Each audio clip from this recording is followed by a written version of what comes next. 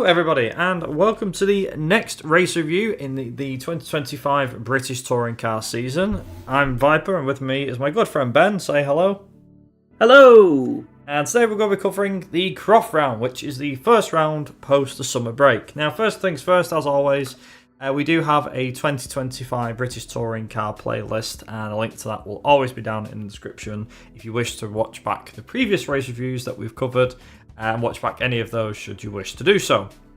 Now there was quite a bit of news before we jump in. Obviously this is the first weekend of the season back after summer break, but also the first without Steve Ryder, who's obviously retired from commentary purposes. And it felt a bit different, I'll be honest, in the paddock, but we had a lot of different bits of news coming out across the summer break, so we're just going to quickly run through these before we start. So we had Max Hall left British Touring Cars due to other commitments. I don't know if it was down to financial troubles or what, but he left. Ronan Pearson also obviously stepped down. I think this was before the summer break anyway, but Max Buxton has joined Toyota to take his spot for the rest of the 2025 season. The next to go was several things that came in one go. So we had Stephen Jelly moved from One Motorsport to Unlimited Motorsport for the rest of the 2025 season. One Motorsport was also in the news because they were saying they're going to miss the next 2 race meetings, possibly 3, due to overgoing health problems with team owner Steve Dudman, which also meant that there was no Josh Cook participating in the current weekends. TOCA ended its association with the proposed Junior Championship organisers after failure to start the championship alongside BTCC as a support package this season. Originally, I think it was proposed for the start of this year, got pushed back a little bit, and then it just got dropped entirely, which was a shame, really, because I was looking forward to having something that was obviously replacing everything else on the support package for the British Touring Cars. And last but not least, we had Jake Hill come down with a viral infection and got told to take a couple of days off, and that obviously put him out of the running for the weekend. So not a great start. We already lost a couple of drivers before the wheels even turned at Croft, so very big shock there. But moving into qualifying, so qualifying Group 1 saw eliminations of Buxton, Darlin, Jelly, Patterson and Shedden. Group 2 saw eliminations of Smiley, Moffat, Osborne, Hamilton and Halstead.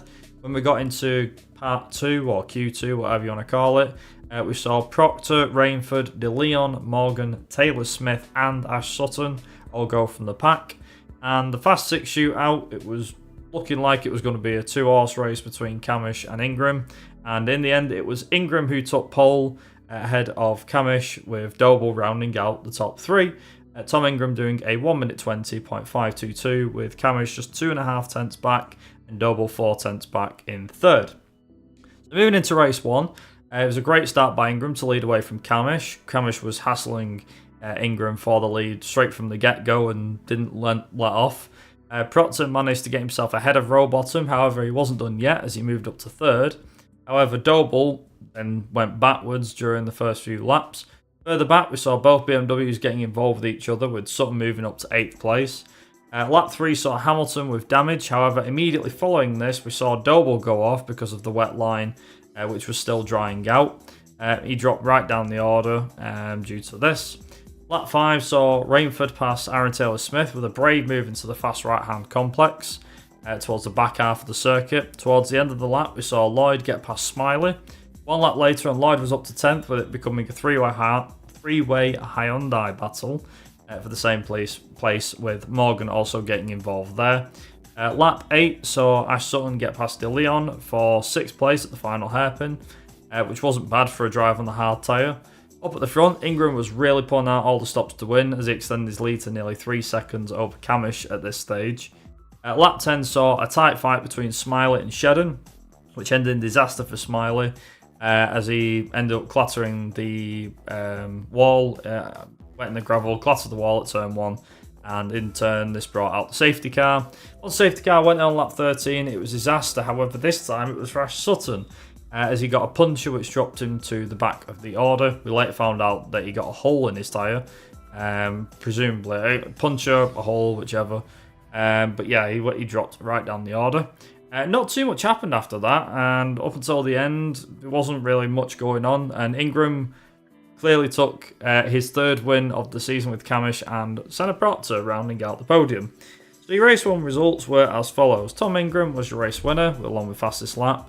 Then we had Camish and Proctor rounding out the podium. Rowbottom in 4th, Chilton 5th, Leon 6th, Taylor Smith 7th, Rainford 8th, Lloyd 9th, and Adam Morgan rounded out the top 10. Over to you for race 2, Ben. Yeah, so race 2 was quite a crazy start. It was quite incredible that no one managed to crash into each other, really. There was a lot going on, and it was interesting. The other thing that I found quite interesting at this point, while all the chaos was up ahead, Sutton was going through from the back of the grid and was just starting to gain places, picking them off one by one. It was interesting to see what he could do for the rest of the race, really. So after that, the rest of it, it seemed like the BMWs, De Leon and Rainford were having a really good team battle, which was quite nice to see. And this was all just the first lap. So lap 2, Rowbottom got passed by Camish, and Camish went up to second.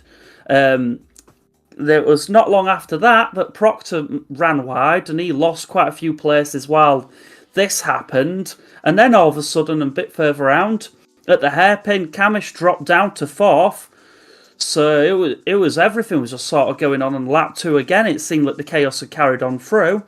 And for lap 3, Ingram let Chilton past. It seemed that it was sort of a team play of that he sort of knew that Chilton was sort of on a better strategy for this race.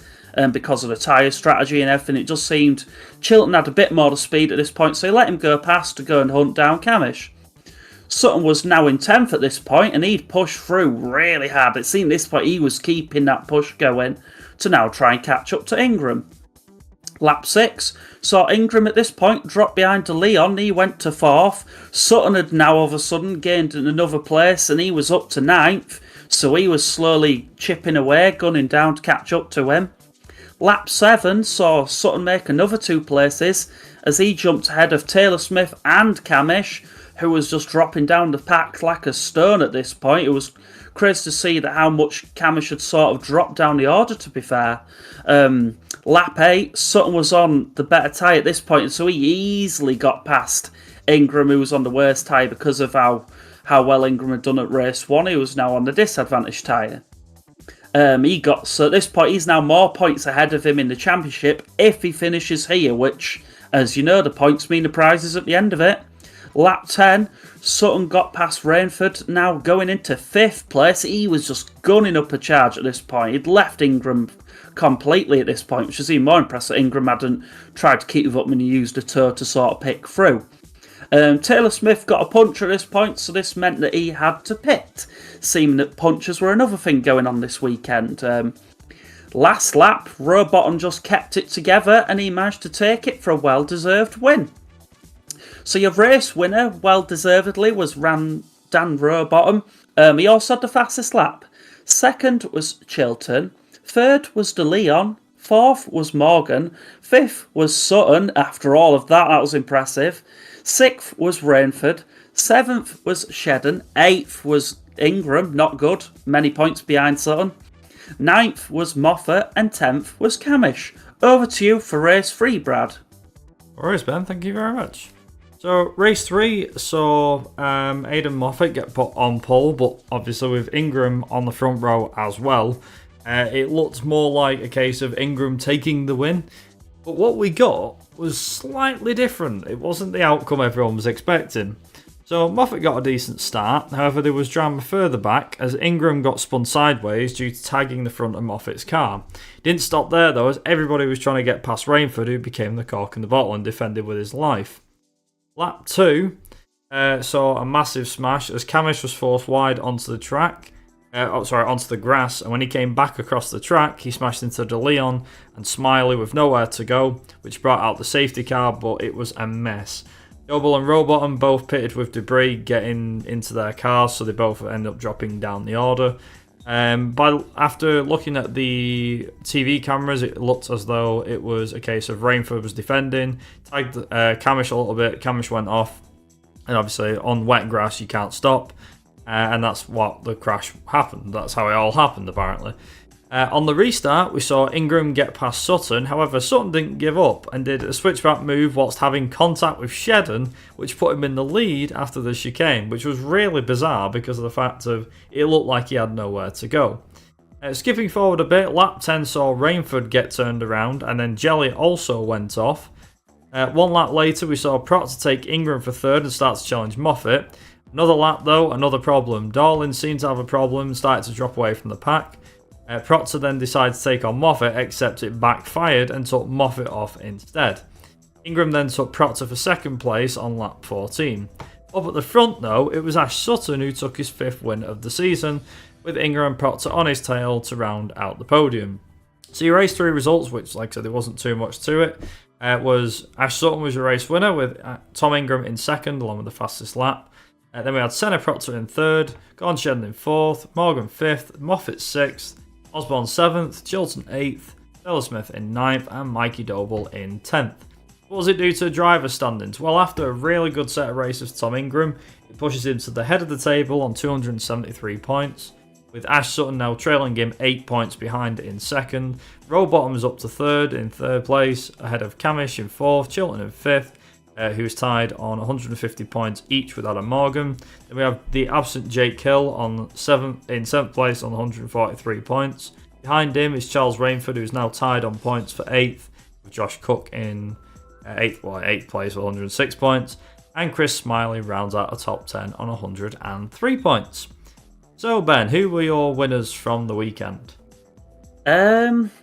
This is a hard one, but it's sort of like, because over this weekend it was sort of quite a lot of people just did reasonably well this weekend, so it's sort of there's quite a few people, as there always is, but I'm going to go with like Dan Rowbottom, because it's nice to see this year that his demons as such of last year, of where something just wasn't clicking and he sort of became that third or fourth Napa driver in a way, with how much he was just having the bad luck. It was lovely to see him do well.